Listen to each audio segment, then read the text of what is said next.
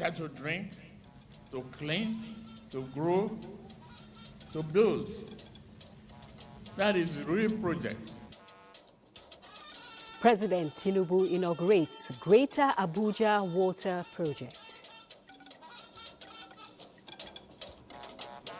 Invest in Africa, develop Africa. Vice President Shetima urges business community. The choice is actually ours. Let us choose wisely. Let us choose collaboration. Let us choose transformation. We cannot do it alone without the community, without the state. We need everybody to be part of it. Benue killings, Defense Chief, Inspector General of Police visit troubled areas. President Tinubu to visit Makudi Wednesday. Hello and thank you for joining us on the Network News on NTA. I'm Najat Atutijani. Joining me tonight, Musa Abubakar and the Business Corner. Musa, what do you have for us? The equities market begin the week in red. Thank you, Musa. And in his sporting corner, Ayo Deji Makinde. What's happening, Ayo? Well, the latest from the Club World Cup in the USA, Chelsea are currently leading by a lone goal. Of course, we'll have all the stories here in Nigeria when the time is right. Thank you, Ayo. And we will be joining our Lagos Network Center in the course of the news. Remember that this broadcast is being streamed live on our website, nta.ng/live. You can also follow us across social media. Our handles are displayed on the screen. And now the news in detail. President Bola Tinubu says he remains committed to accelerating growth, delivering reliable infrastructure and developing human capacity for the overall prosperity of Nigeria. The president renewed his commitment when he inaugurated 4 loops of the Greater Abuja Water Supply Network of the Federal Capital Territory. State House correspondent Musbau Danwahab reports. Loops 1, 2, 5 and 6 of a Greater Abuja Water Supply Network are coming to complement Loops 3 and 4, which capacities are now far below the requirements of Abuja residents.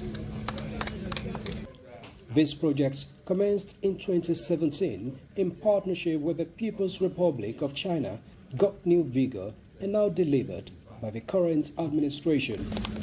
With this, residents in 50 more districts of the Federal Capital Territory would now get access to potable water supply. Ladies and gentlemen, we are not here today merely to lay the pipes. We are laying the groundwork for healthier families, stronger communities, and a more productive city. President Tinubu says this is not just a mere developmental goal, but also building blocks for dignity and prosperity as his renewed hope agenda prioritizes inclusivity and infrastructure renewal across the country. When we speak of renewed hope agenda, this is what we mean. Tangible, people-focused projects that improve the daily lives of ordinary Nigerians. Water to drink, to clean, to grow, to build. That is the real project. The administration assures that more water supply projects are underway to ensure that no part of the territory is left out. We almost completed with the procurement process to give water to Buhari, give water to Kubwa, give water to Karu and some of the communities. So we are not only providing water to the city, we are also providing water to the satellite town. The completion of this important project, Your Excellency, sir, clearly demonstrates that under your able leadership, no community will be left behind in terms of national development. We say thank you, sir. As President Bola Tinubu sues for peace and harmony amongst the people of Benue State and other parts of the country, the gathering observed a minute silence for the lives lost in the recent killings in Benue State. May their souls and the souls of the faithful departed rest in peace. Thank you, sir. In Abuja, Musbau and Wahab, NTA News. And picking up from that 1 minute of silence for the people of Benue State who have been affected, President Bola Tinubu has rescheduled his official visit to Kaduna State. Instead, he will travel to Benue on Wednesday, June 18, 2025, as part of renewed efforts to foster peace and address the persistent conflict affecting communities in the state.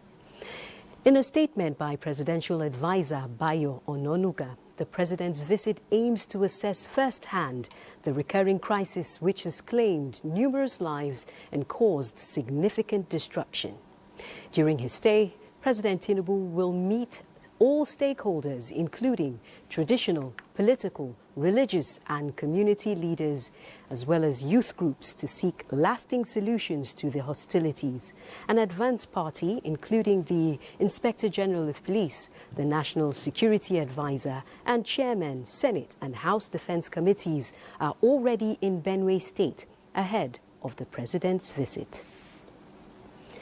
The Secretary to the Government of the Federation, Senator George Akume, has condemned the persistent bloodshed and what he calls senseless killings across Benue State, describing them as disheartening and utterly reprehensible. In a statement, the SGF laments that the latest attack, one among many, is not only a tragedy for Benue, but a deep wound to the soul of the nation, noting similar atrocities in Plateau and Zamfara states. The SGF mourns the lives lost, honoring them not as strangers, but as brothers and sisters united by shared humanity and a common destiny. He expresses gratitude to President Bola Tinubu for his swift directive to launch a comprehensive security operation aimed at rooting out the perpetrators and restoring peace in Benue State. Meanwhile, State Governor Hyacinth Alia has confirmed 59 persons killed in the recent attack on Yalwata in Guma local government area. Blessing Omeche Ebute reports that the governor made the confirmation while briefing journalists at the government house, Makudi. Hyacinth Alia, while addressing journalists, said the figure was obtained after a physical head count conducted by security agencies in collaboration with families of the victims. According to him, all security services involved held a joint meeting to ensure that the figures presented were accurate. Among the victims, Governor Alia confirmed were military personnel and a civil defense officer who lost their life while defending the community during the attack. My heart goes out to my very people in the state and their families that have been attacked. We lost quite a number of lives. This remains very persistent.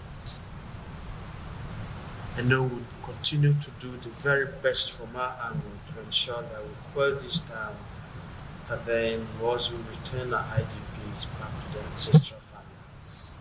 Thereafter, the governor received the report from the panel of inquiry on militia activities in the Sankera axis. The governor announced the immediate formation of a 5-member committee to prepare a white paper for the implementation of the report's recommendation. In Makudi, Blessing Omeche Ebute, NTA News. Similarly, the Chief of Defense Staff, General Christopher Musa, has assured the people of Benue State of reinforcement of security personnel to all troubled spots within the state.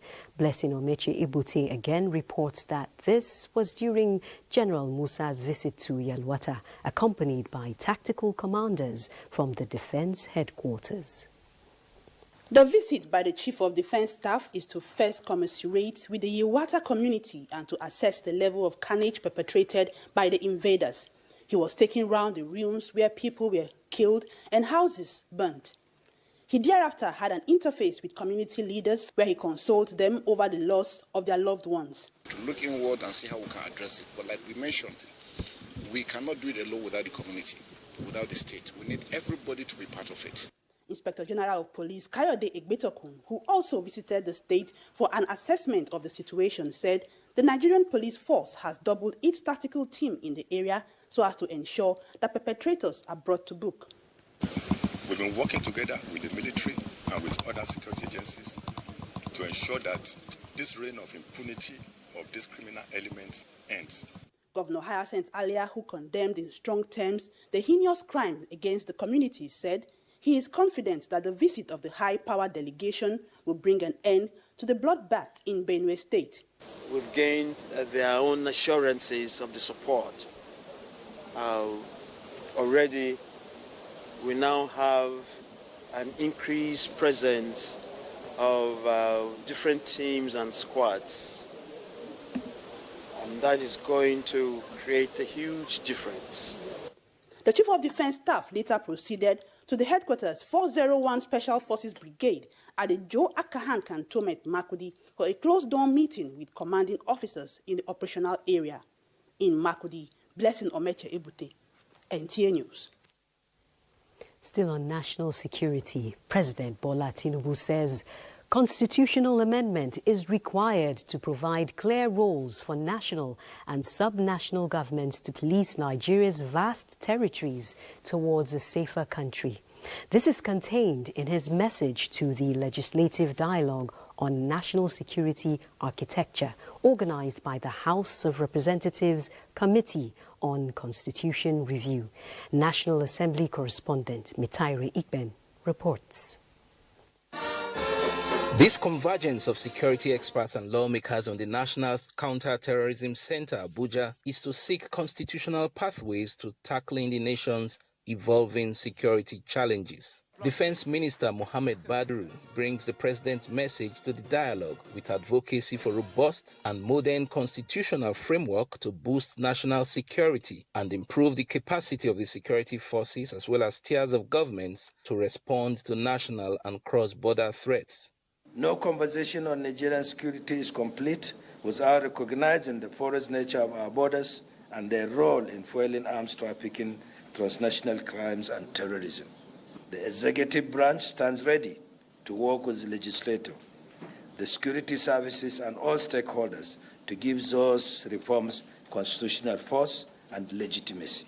You can't link insecurity, you can't deal with insecurity and not talk of financing, terrorism financing. We must look at the EFCC law, look at the bites that we need to give, and look at all these things in a bigger scale. The leadership of the House of Representatives and representative of the Chief of Defense Staff agreed that the quest for legislative foundation for a more responsive national security system is timely. To proceed with constitutional amendment without first hearing from you, we will be akin to a medical doctor prescribing treatment without a thorough diagnosis. Let me reiterate the need for a renewed attention on House Bill 617, which supports the creation of state policing systems.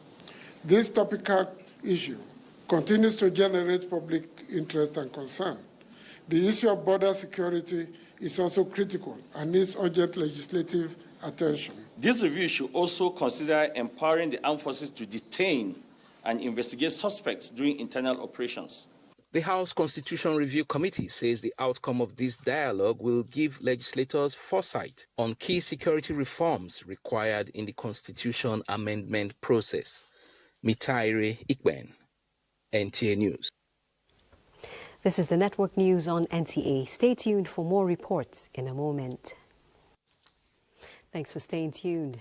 President Bola Tinubu has declared open the 4th annual meeting of the Africa Sovereign Investors Forum, hosted by the Nigeria Sovereign Investment Authority. Represented by Vice President Kashim Shettima, the president called for collective action and regional cooperation among African countries to actualize transformative development on the continent. State House correspondent Abdurrahman Jibrila reports.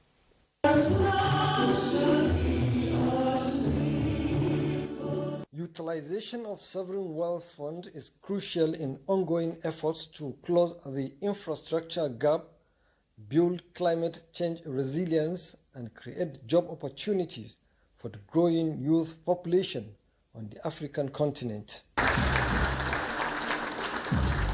This forum with the theme Leveraging African Sovereign Wealth Funds to Mobilize Global Capital for Transformative Development in Africa is holding at a time the world is witnessing rapid transformation and is under pressure to think outside the box, For Africa, the Nigerian leader said it is time to position the continent to seize the opportunities rooted in the wave of global change. I'm pleased to note that the Nigeria Sovereign Investment Authority, as a founding member of ASIP, has taken an active role in advancing this vision. I commend its leadership in mobilizing like-minded African funds and international partners to design long-term or resign to a future where our resources are underutilized and our ambitions underachieved. The choice is actually ours. Let us choose wisely. Let us choose collaboration. Let us choose transformation. He applauded the formal launch of the ASIF investment platform, saying it is a strategic initiative that deepens collaboration among Africa's sovereign wealth funds. Let us bear ASIF's rallying cry in mind, which is that the true value of our efforts lies not only in the capital we attract, but more importantly in the lives that we impact and the opportunities we create for future generations. In just 3 years, we have made significant strides, laying some institutional foundation of the forum, advancing peer dialogues, elevating our strategic visibility, and enhancing our global positioning. Let us unite and let us think of this generation and generations yet to be born through creation of sustainable sovereign funds that will be Africa-wide. Let us make Africa great again, because he was once great. Only ask Mansa Musa if you can commune with him. My view is that by making these changes that we can hope to bring the power of African sovereign wealth to bear on delivering economic prosperity. The forum is also to remind African leaders to leverage huge resources domiciled on the continent to invest in the future by investing more within the continent. In Abuja, Brahman Jubrila, NTA News. 15 August 2025, Dangote Petroleum Refinery will commence the distribution of petrol and diesel to marketers, petrol dealers, manufacturers, telecommunications firms, aviation, and other major users across the country, with free logistics to boost the distribution network. And to ensure smooth takeoff and ensure seamless product distribution, Dangote Refinery has invested in the procurement of 4,000 brand new compressed natural gas-powered tankers, stating that this phase of the program will continue over an extended time frame. The refinery is also investing in CNG stations, commonly referred to as daughter booster stations, supported by a fleet of more than 100 CNG tankers across the country. This strategic program affirms the dedication of Dangote Petroleum Refinery and is part of a broader commitment to supporting Nigeria's economic development by eliminating logistic costs, enhancing energy efficiency, and promoting sustainability, among others. The refinery will also offer a credit facility to those purchasing a minimum of 500,000 litres, allowing them to obtain an additional 500,000 litres on credit for 2 weeks under bank guarantee. The registration process, including Know Your Customer KYC verification, will take place for 60 days beginning 16 June to 15 August 2025. And for inquiries, do call the numbers on the screen. And now let's talk business. And Musa Abubakar has all the details from that circle. Musa? Thank you, Najatu. Well, to talk about the African Sovereign Investment Forum going on, the Minister of Finance, Wale Edun, is calling for a strategic shift in Africa's development model, urging sovereign investment funds to take center stage in driving industrialization. Speaking at the 2025 Africa Sovereign Investment Forum in Abuja, he stressed the need for capital mobilization, regional collaboration, and policy alignment to position Africa as a destination for investment, not aid. In this decisive period, sovereign wealth funds must move beyond their traditional roles of stabilizing and wealth preservation to becoming active instruments for economic transformation. This year's forum should give us the opportunity to share experiences, learn lessons, forge deep partnerships, how we can collectively co-create a sustainable investment vehicle that can mobilize global capital at scale to channel towards propositions that offer as much emphasis on commercial returns, social returns. Chairman of the Federal Inland Revenue Service, Zakadi DG, has directed the extension of tax office operations to weekends for the month of June. The directive, according to a statement by Dari Dekambi, Special Advisor on Media to the FIRS Chairman, is part of FIRS commitment to matching the agency's customer-centric policy with tangible action. With the directive, tax offices are expected to open for business from 10 a.m. to 4 p.m. on Saturday and 12 p.m. to 4 p.m. on Sunday throughout the month of June. The statement said the weekend service, which started on June 14th, will end on Sunday, June 29, and is aimed at enabling companies meet deadline of filing tax returns. To the capital market was a bearish close at the Nigerian exchange as the market ended Monday's trading session in negative territory. The all-share index dipped to 115,258.77 points, reflecting cautious investor sentiment and renewed sell pressure in key sectors. Trading activity, however, remained upbeat with 22,100 deals recorded. Volume surged to over 721 million units, while market value stood at 22.01 billion naira, indicating sustained interest from institutional investors despite the robust activity. Market capitalization stood at 72.68 trillion naira, slightly lower than the previous session, dragged down by losses in heavyweight stocks across the banking and industrial goods sectors. Well, that's business news. Stay tuned for more news with Najat. Thank you, Musa. The federal government has given clarification on the transition of federal tertiary institutions in Nigeria from the Integrated Personnel and Payroll Information System, IPPIS, to the Government Integrated Financial Management Information System, GIFMIS, explaining that it is to ensure transparency and efficiency in fund management. The Accountant General of the Federation, Shamsuddin Babatunde Ogunjimi, made this clarification during a stakeholders interactive session with vice chancellors, rectors and regulators of federal institutions. Vivian Iziadifi reports from Abuja.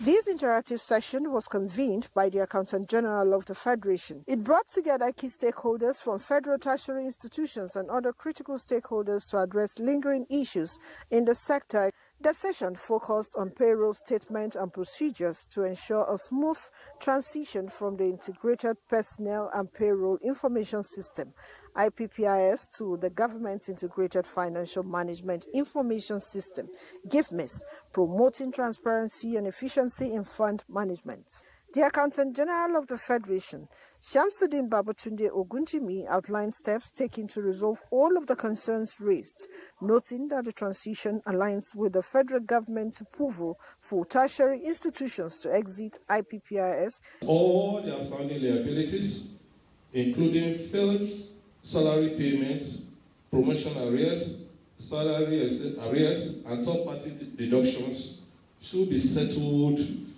promptly by the federal government, and that tertiary institutions should comply with operational guidelines and external rules and regulations.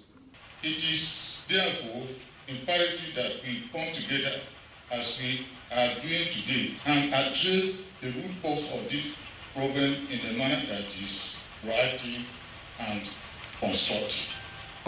I'm sure since we have started, they will be able to solve, even if there are few of the challenges or complaints and I'm sure they will build on over time. We have the information now from them.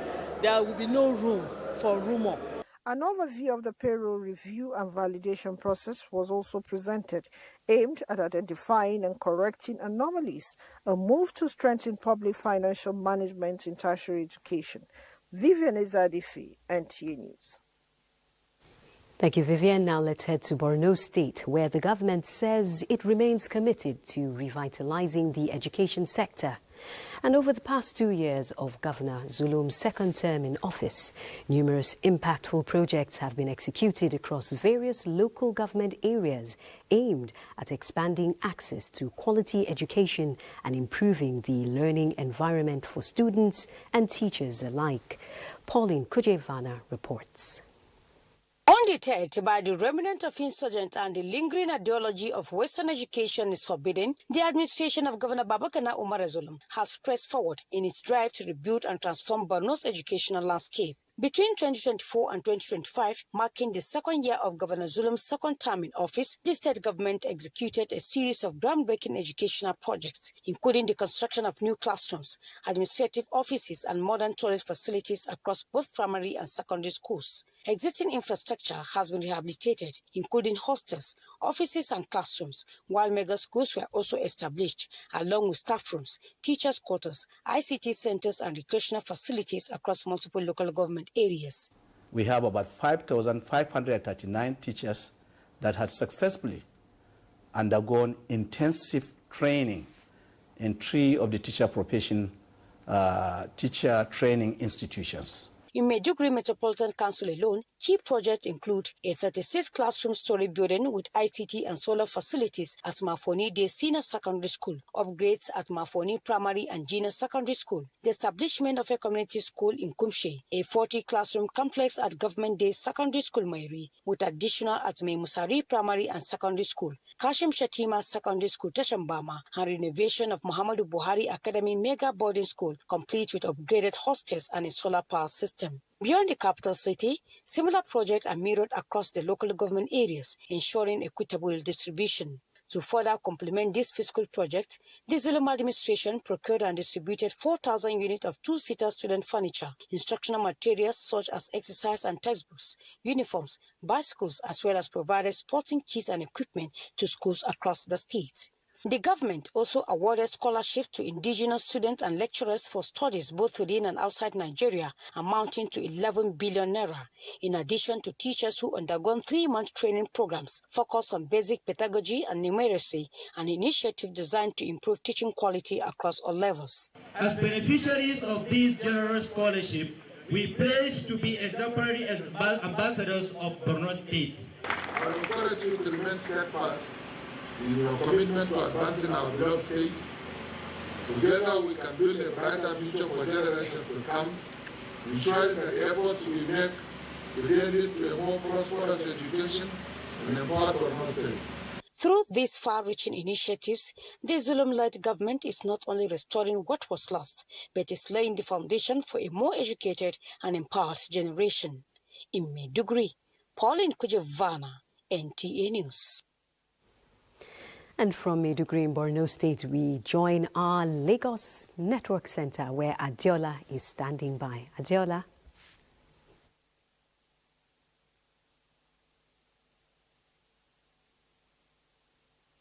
Thank you, Najatu. Nigerian Saint Diaspora Commission, NITCAM, is determined to use the Badagry Day of Return project as a springboard for the growth of the tourism industry and attract investment from Nigerians abroad. Managing Director, Chief Executive Officer, NITCOM, Abike Dabiri Erewa, says the initiative seeks to connect the past, present, and future to bring back those who have lost their ancestral roots due to slave trade. Joel Bokwola reports.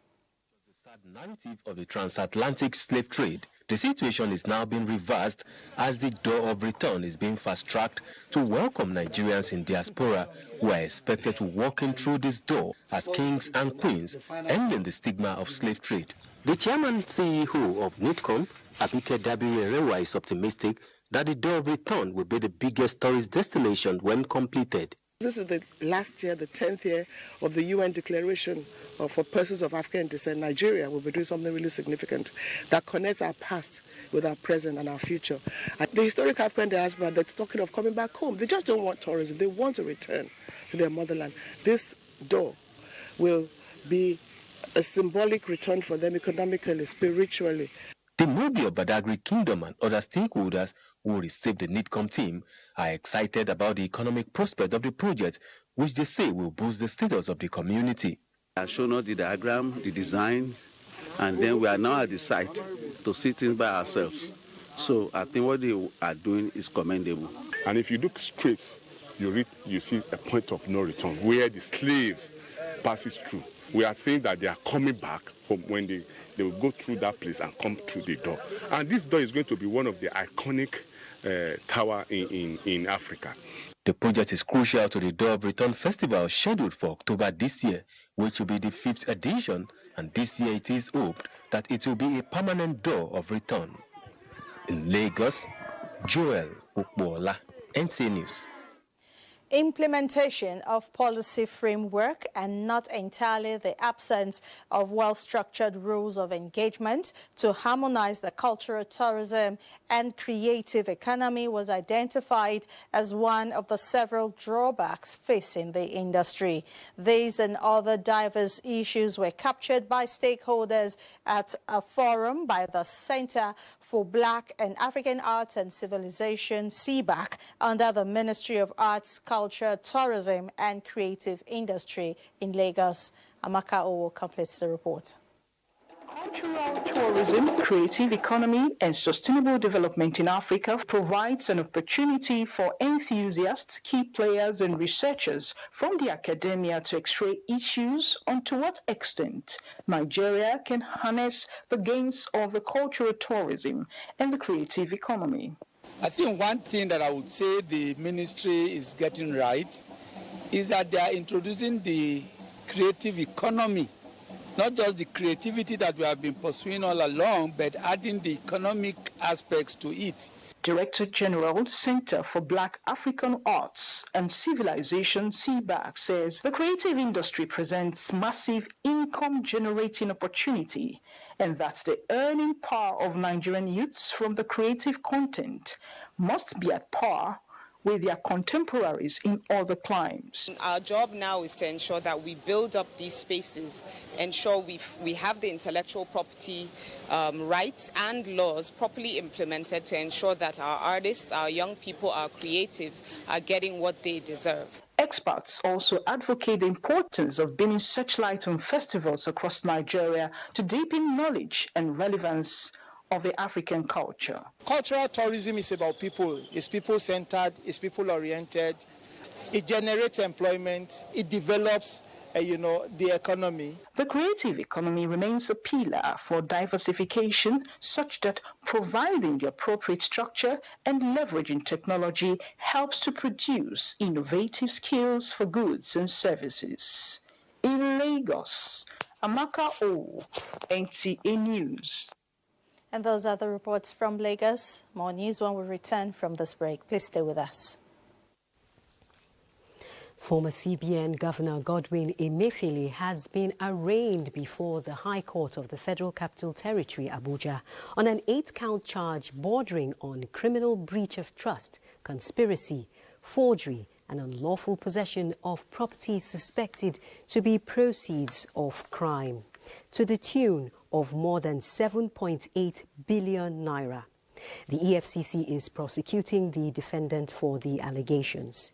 Emefiele, during his arraignment, pleaded not guilty to all the counts, while prosecution counsel Rotimi Oyedepo, SAN, urged the court to proceed to trial, citing Section 19 of the EFCC Act.